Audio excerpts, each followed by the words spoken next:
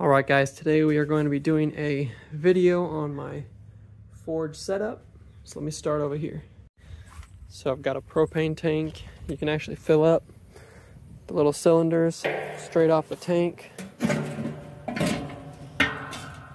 Got a 30 psi regulator coming off, running into the building, and that runs to the forge. That line comes in, ties into the connection for the forge, and then instead of fire bricks I'm using regular. Haven't had any issues yet. And here I got my belt sander and belt grinder.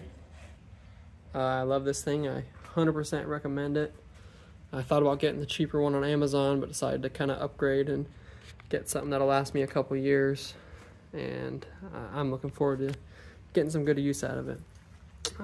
Got a grinder and a cutter, got a file set, got the Dremel tool with all the different attachments, drill bits for drilling through handles and anything else you need to drill, some pieces of metal I'm ready to work with, all kinds of different stuff, mower blades cut down to size,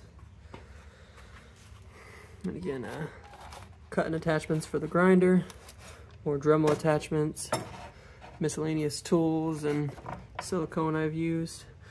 And here's the brass rods for, you know, peening down those handles.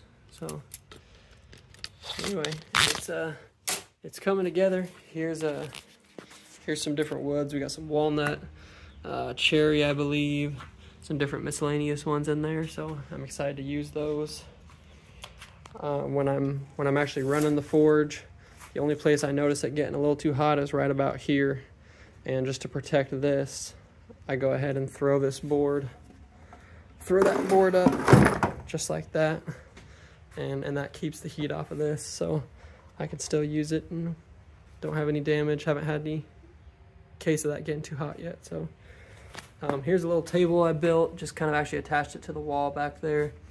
Put a couple legs coming down, kind of some junk I'm just storing down here for the time being, and then of course the fire extinguisher for putting out any potential fires. So that's the setup, and then I'll move the bike usually, and then I'll come to my anvil over here, and we got these halfway buried in the ground, and it stays pretty sturdy for the most part, not too bad. So able to get a couple of good hits on it. Anyway, that is the forge setup. Let me know what you guys think. The advantage to this setup, anyone can do it. I'm in for about $500 for the whole thing.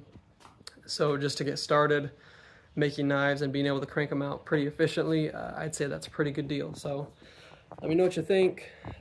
I appreciate you watching.